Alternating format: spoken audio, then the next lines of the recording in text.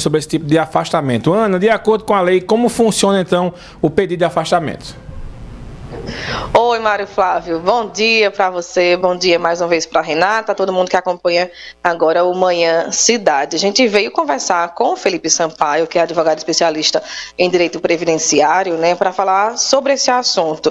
E um dado que chamou a atenção da gente, né, como vocês colocaram aí, nesse levantamento do Ministério da Previdência, nos 6 primeiros meses de 2022 foram mais de 6 mil afastamentos por Covid, mas em 2021 foram 64.561 registros, não é, no mesmo período aí, em relação a 2022 e em 2021. A gente conversa agora com o Felipe Sampaio. Doutor Felipe, bom dia, bem-vindo à Rádio Cidade. Essa quantidade, né, de pedidos sobrecarregou, de certa forma, o sistema, não é? Como foi que o INSS conseguiu atender a quantidade de pedidos como esse? E o que configura você pedir um auxílio-doença por conta da Covid-19? Bom dia. Bom dia, Ana. Bom dia àqueles que nos assistem. De fato, a gente teve em 2021 um pico, né, da doença, da Covid-19, e isso, logicamente, aumentou o número de pedidos, né, de auxílio-doença em relação a esse tipo de enfermidade. Na realidade, o INSS não estava nem preparado para isso, porque já havia uma demanda muito grande, independente de Covid, né, de pedidos, inclusive com o número de perícias médicas represadas, né? Então, o INSS atrasou muito essas perícias, e a gente teve, consequentemente, um resultado demorado em relação ao pedido do auxílio-doença, se ia ser deferido ou não, né? Houve aí também uma quantidade de peritos que a gente sabe que é deficitária, então foi um caos realmente dentro do INSS.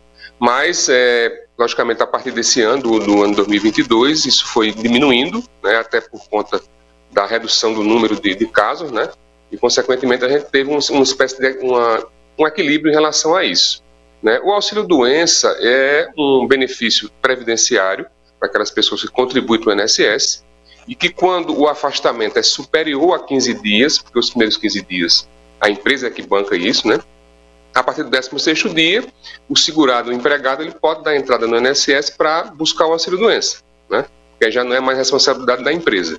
E aí vai submeter uma perícia médica. Se a perícia entender que ele está incapacitado para o trabalho, ela vai afastar e o INSS pagar o benefício. Em algumas situações, pessoas que já têm uma doença e foi agravada com a Covid-19, pessoas que foram entubadas, nesses requisitos, né? Exatamente. A gente sabe que a Covid, ela potencializa algumas doenças que já existiam, chamadas comorbidades, né? Como hipertensão arterial, por exemplo. E isso realmente fez com que houvesse um aumento, né, da propagação dessas doenças e, consequentemente, uma maior procura ao INSS para esses afastamentos.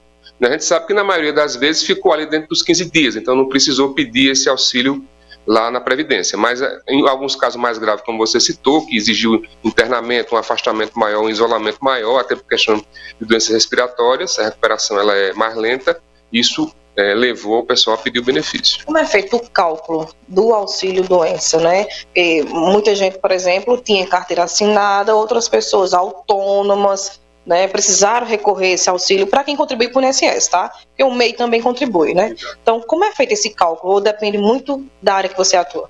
Veja, para quem recebe e contribui sobre o salário mínimo, vai ser sempre o salário mínimo, né? Para quem tem uma contribuição, um salário maior do que esse, 2, 3, 4 salários, é feito o quê? Uma média das contribuições, né, do segurado, do contribuinte, e em cima dessa média 90% é calculado.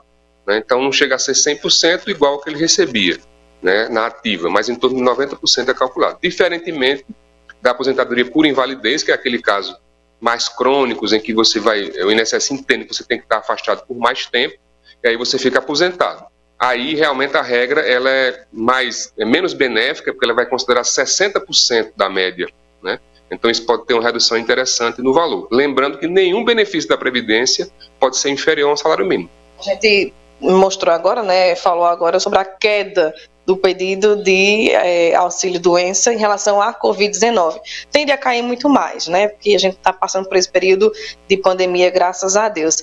Outros pedidos de auxílio-doença continuam no INSS, né? Eu acho que sempre vai ter, né? Continua, né? A gente sabe que a questão da Covid, ela mudou essa estatística em relação às outras doenças, mas com a normalização, a gente vê aqui direto no escritório doenças relacionadas a osteomusculares, né, que hérnia de disco, por exemplo, dor lombar, né? Doenças mentais também, aconteceu muito, depressão, né? A questão da pressão que existia no trabalho, o afastamento, o que a própria doença, a própria Covid causou, né, em outras situações, deixando a pessoa mais debilitada, isso também mexeu com a cabeça das pessoas. Então, as questões, as doenças ligadas mais a músculo, né, dor muscular, fratura de punho também é outro ponto, né, e dor muscular muito relacionado também, porque você passou a trabalhar em home office, isso significa que você passou muito tempo em casa parado, sem se mexer, na maioria do tempo sentado, então isso vem as doenças ligadas à região lombar, ali que também lideram, como sempre lideraram, o ranking de procura no INSS. Né? Também associada, como eu falei agora, as questões ligadas às questões mentais, né? As doenças que não são físicas, mas que também aumentaram o número de pedidos por isso. Isolamento, né? Distanciamento dos parentes, então isso causa realmente uma questão mental bem afetada. Para finalizar, se tiver alguém nessa situação, doutor Felipe Sampaio, que precisa recorrer ao INSS, né, solicitar esse auxílio-doença, está com Covid, né, agravou, faz o quê? Veja, hoje existe a modalidade do pedido de auxílio-doença sem a necessidade de perícia médica presencial. Né? Então, os requisitos são o seguinte: você precisa apresentar um atestado médico onde tem lá qual é a doença, o CID, que é o código dessa doença, o tempo de afastamento não pode ser superior a 90 dias, o laudo tem que estar assinado pelo médico, tem que estar legível. Então, nesses casos, é possível que você consiga o auxílio-doença sem precisar fazer perícia, apenas pela análise documental.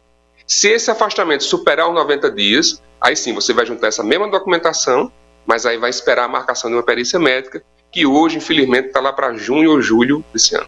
Só pode pedir a partir do 16º dia, né? Do 16º dia. Você tiver um atestado aí de 20 dias, por exemplo, os 15 primeiros dias da empresa, e aí a partir do 16º você pede ao INSS.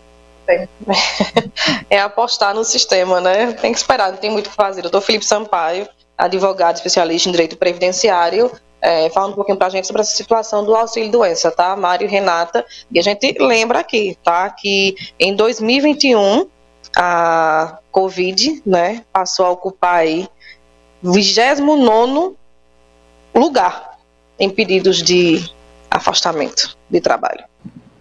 Obrigada, Ana, pelas informações. Um abraço também do Dr. Felipe Sampaio. 8h20.